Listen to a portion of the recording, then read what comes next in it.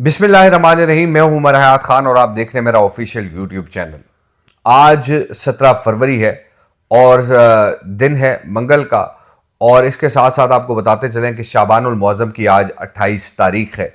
और आज के वीलॉग में हम बात करेंगे कि तहरीक लब्बैक पाकिस्तान के कितने लोगों का नाम शेड्यूल 4 से निकाला गया, क्योंकि कल मैंने जो वीलॉग किया था उसमें मैंने मुफ्ती मुनीब रहमान साहब से अपनी टेलीफोनिक गुफ्तगू का हवाला दिया था और उस पर जो है मैंने ये कहा कि कई लोगों का नाम शेड्यूल 4 से निकाला गया। आज की वीडियो में हम बात करेंगे। फिर आज की वीडियो में एक और मामला है कि तहरीक लब्बैक पाकिस्तान के हवाले से जो मुज़ाकराती कमेटी बनाई गई थी उसका इजलास कब होना है, इस हवाले से जो है आज के इस वीलॉग में बात करेंगे। कुछ अहम मालूमात हमारे हाथ लगी हैं, कुछ ज़राए की भी खबरें हैं, उसको भी शामिल करेंगे। लेकिन सबसे पहले हम बात करेंगे कि तहरीक इंसाफ के हवाले से, कि तहरीक इंसाफ जो आज भी सड़कों पर मौजूद है इमरान खान की रिहाई के लिए, और अपने ही सूबे में जो अहम शाहराएँ हैं उनको ब्लॉक किया गया है, अपने ही लोगों को तकलीफ में मुब्तला किया गया है। और वहाँ हम देख रहे हैं कि अब बताया जाता है कि 10,000 लोग जो है वो सवाबी इंटरचेंज पर बैठे हुए हैं। कल मैंने जो वीडियो देखी है उसमें बमुश्किल जो है वो 500 से 600 लोग सवाबी इंटरचेंज पर मौजूद हैं और 50 से 60 लोग जो है हवेलियाँ इंटरचेंज पर मौजूद हैं। उन्होंने वो हवेलियाँ इंटरचेंज बंद किया हुआ है। फिर इसी तरह मियाँ वाली में भी 50-60 लोग निकल आते हैं हकला डी आई खान मोटरवे जो है उसको बंद करने के लिए। तो ये जो मामला है, यानी आप अपने लोगों को तकलीफ में मुब्तला करके क्या आप ये समझते हैं कि इमरान खान इससे रिहा हो जाएगा? ये कभी नहीं होगा, क्योंकि आप जब अपने लोगों को तकलीफ में मुब्तला करेंगे तो आप अपनी मकबूलियत का ग्राफ नीचे लेकर आएंगे। और जो आप ये बात करते हैं कि हमें जो मैंडेट दिया गया है वो इमरान खान की रिहाई के लिए दिया गया है, ऐसा हरगिज़ नहीं है। जो खैबर पख्तूनख्वा के अवाम है उनको बुनियादी सहूलियात फराहम करने के लिए आपको मैंडेट दिया गया है। आप अगर हुकूमत में हैं, आप सूबे के चीफ एग्जीक्यूटिव हैं, वजारतें आपके पास हैं, हुकूमत आपके पास है, तो आपकी ये बुनियादी जिम्मेदारी बनती है कि आप आवाम को सहूलियात दें। खैबर पख्तूनख्वा के अंदर बिजली नहीं है, और बिजली क्यों नहीं है उसकी वजह क्या है कि आपके पास जो है वो रिकवरी का मैकेनिज्म नहीं है।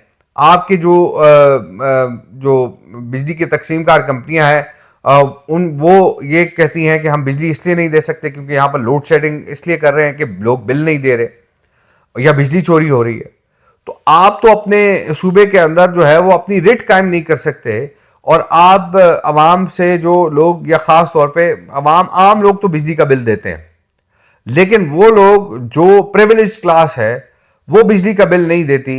वो जो अपने इलाके में खुद को बदमाश तस्वुर करते हैं वो बिजली का बिल नहीं देते, और आप में इतनी जो है वो जरूरत नहीं है कि जाके उनके घरों में भी उनका बिजली का कनेक्शन काटो, उनको कहेंगे जी बिजली का बिल नहीं, आप बिजली चोरी कर रहे हैं तो इस पर जो है वो आप जवाब दें। लेकिन आम लोगों को आपने मुश्किल में रखा हुआ है, आम लोग मुश्किलात का शिकार हैं। आप देखें कि पंजाब में लोड शेडिंग नहीं है, सिंध में लोड शेडिंग नहीं है, बलूचिस्तान में लोड शेडिंग नहीं है, खैबर पख्तूनख्वा के अंदर लोड शेडिंग है। और वो साबिक वजीर आला अली अमीन गंडापुर एक दफ़ा खुद DI खान के वो जो ग्रिड स्टेशन में चले गए और वहां पर उन्होंने खुद जो है वो बटन ऑन किए लेकिन फिर बटन ऑफ कर दिए गए। तो ये तो आपकी जो है वो सारी की सारी हुकूमत है कि आप ना तो बिजली चोरों के खिलाफ कार्रवाई कर सक रहे हैं, ना आप रिकवरी कर रहे हैं और बिल वसूल नहीं कर रहे। फिर आवाम के मसाइल आप कैसे हल कर सकते हैं? फिर आप ये कहते हैं हम तो जनाब हमें तो अवाम ने मैंडेट दिया। तीसरी मरतबा आपको मैंडेट देने का मकसद क्या था? कि आप अवाम को सहूलियात देते, अवाम को बुनियादी सहूलियात फराहम करते, लेकिन आप उससे कोसों दूर हैं। अब मसला क्या है कि आप एक शख्स के लिए जो कि अडियाला जेल में कैद है, उसके लिए आप पूरे सूबे का जो फ्यूचर है वो दांव पर लगा रहे हैं। क्या आपकी ये जिम्मेदारी नहीं बनती कि आप अवाम को जो है वो सहूलियात फराहम करें? सड़कें नहीं हैं, आप देखें गैस नहीं है, बिजली नहीं है, पानी की सहूलतें नहीं हैं, और आपकी बातें, या आपके अगर हम जो ज़मीन और आसमान के कलाबे मिलाने वाली बातें सुने तो शायद वो तो आप ऐसी बातें कर रहे हैं कि जनाब हमने तो दूध और शहर की KPK में नहरें बहा दी हैं। अब मसला क्या है? मसला यह है कि अवाम ने आपको वोट दे दिया, गलती कर दी, लेकिन अब इस गलती का अजाला फिर अगले इलेक्शन में होगा। लोग आपसे बदला जरूर लेंगे, और अब शायद लोगों को इस बात की समझ भी आ गई है कि जो आप नैरेटिव बेचते हैं वो नैरेटिव भी अब नहीं बिकेगा। ये भी मैं आपको बता दूं, जिस तरह का नैरेटिव बेचने की कोशिश कर रहे हैं वो भी अब नहीं बिकेगा, क्योंकि मैं जो 2-3 दिन से हालात देख रहा हूं, गुज़िश्ता हफ्ते से, वो यही देख रहा हूं कि लोग आपको गालियां दे रहे हैं खैबर पख्तूनख्वा के अंदर, क्योंकि आपने और एम्बुलेंसेज में अमवात हुई हैं, एम्बुलेंसेज में मरीजों को ले जाना मुश्किल हो गया है, और आप कहते हैं जनाब, और एक वीडियो मैंने देखी, कोई मरता है तो मरने दो। ये कोई तरीकाकार नहीं है, हुकूमतें ऐसे नहीं की जाती। या फिर अगर आप ये चाहते हैं आपका लीडर बाहर आए तो आप अदालतों के जरिए रिलीफ लें, आप पार्लियामान में आवाज बुलंद करें, आप अडियाला जेल के बाहर धरना दें, आप इस्लामाबाद के डी चौक में धरना दें। लेकिन आप ये कहते हैं नहीं जी हम तो खैबर पख्तूनख्वा में धरना देंगे। तो खैबर पख्तूनख्वा में धरने से किसको तकलीफ होती है, ये मुझे आप बताएं।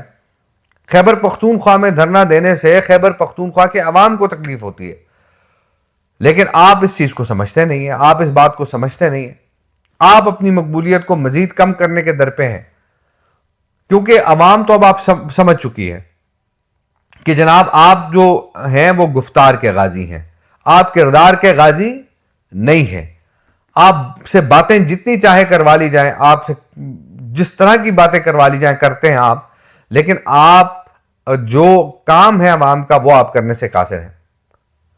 अब मसला यह है कि आपके मामलात जो हम देख रहे हैं कि वो तो हमें दुरुस्त होते हुए नजर नहीं आ रहे, लेकिन आपने अपने लोगों को तकलीफ में डाला हुआ है। तो बुनियादी जिम्मेदारी आपकी अब भी वक्त है कि आप ये जो सड़कें आपने ब्लॉक की हुई हैं इनको फिलफोर खोलें, अवाम को रिलीफ मिले, अवाम जो तकलीफ में है वो जो है इस तकलीफ से निजात हासिल करें।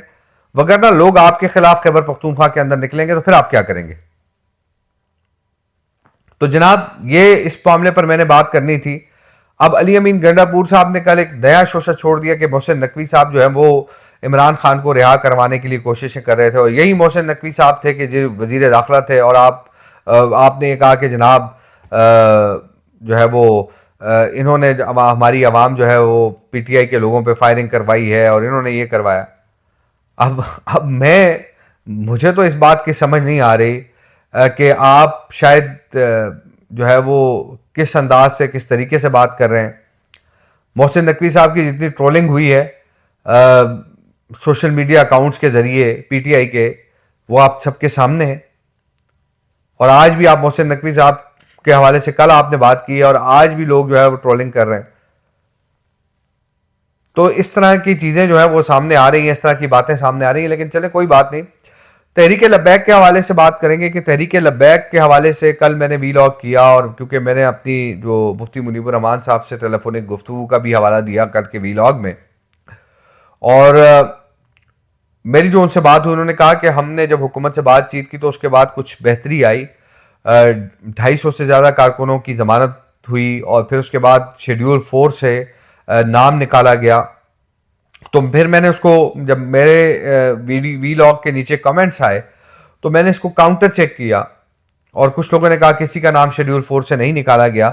तो वजारत दाखिला के ज़राए के मुताबिक जो है वो 16 से 17 अफराद ऐसे थे तहरीक लब्बैक पाकिस्तान के कि जिनका नाम शेड्यूल 4 से निकाला गया था।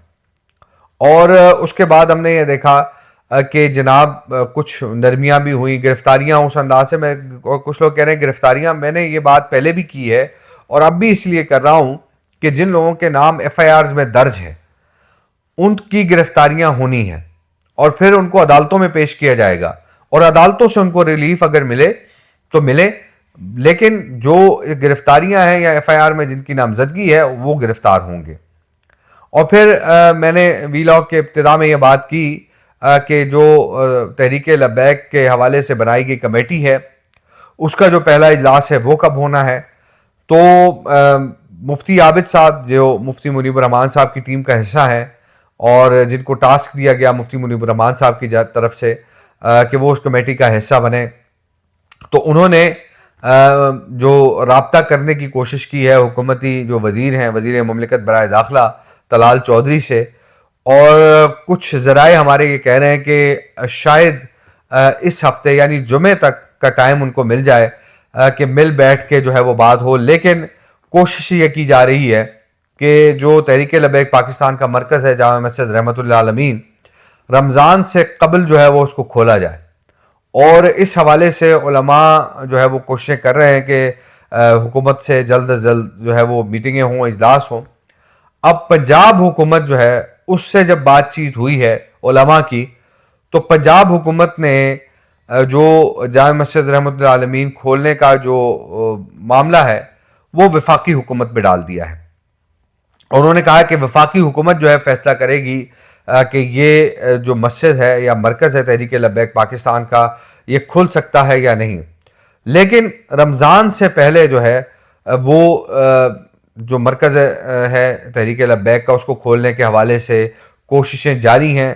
और मेरी गुज़िश्ता रात जो है जो बात हुई है उसमें ये कहा गया है कि भरपूर कोशिशें हो रही हैं और ये नहीं है कि हम पीछे हट के बैठ चुके हैं, बल्कि हम भरपूर कोशिश कर रहे हैं कि रमज़ानुल मुबारक की जो पहली तरावी है वो जामे मस्जिद रहमतुल आलमीन में हो, और जो वहाँ पर रमज़ान मुबारक के अंदर जो इबादतें हैं वो हों। लेकिन जो इस वक्त सिचुएशन है, अगर उलमा जो है वो कोशिशें कर रहे हैं, हुकूमती ज़ुआमा से बातचीत कर रहे हैं, तो कुछ जो इशारे ये मिल रहे हैं कि शायद रमज़ानुल मुबारक से पहले जो है वो जामे मस्जिद रहमतुल आलमीन जो है वो खुल जाए। लेकिन 20 फरवरी जुमे के रोज़ जो है वो साद रिजवी और अनस रिजवी की बाजियाबी के हवाले से जो केस है उसकी भी समाअत है, और जस्टिस जवाद ज़फ़र उन्होंने इस पर समाअत करनी है। और उन्होंने पंजाब पुलिस से जो रिपोर्ट तलब की है, आईजी पंजाब से रिपोर्ट तलब की है, पंजाब हुकूमत से रिपोर्ट तलब की है, और फिर जो वज़ारत दाखिला पंजाब है यानी सूबाई वज़ारत दाखिला उससे रिपोर्ट तलब की है। तो उसमें अब क्या जवाब आता है उनकी जानिब से, ये तो अब जुमे को अदालती जो जब समाअत होगी तो उसमें पता चलेगा। लेकिन हम कोशिश ये करेंगे कि जो समाअत से पहले, जिस तरह हमने गुज़िश्ता समाअत से एक रोज़ कबल जो है एक ख़बर ब्रेक की थी कि जो रिपोर्ट है उसमें किसी किस्म का जिक्र नहीं है कि साद रिजवी और अनस रिजवी जो हैं वो कहाँ हैं। तो इसी तरह हम कोशिश करेंगे कि उससे पहले आपको ये बताया जाए कि उस रिपोर्ट में क्या है। लेकिन जो चीज़ें इस वक्त सामने आ रही हैं वो हम आपसे शेयर कर रहे हैं। अपना बहुत सारा ख्याल रखिए। आज के वीलॉग में इतना ही, और दुआओं में याद रखिए। अल्लाह निगहबान।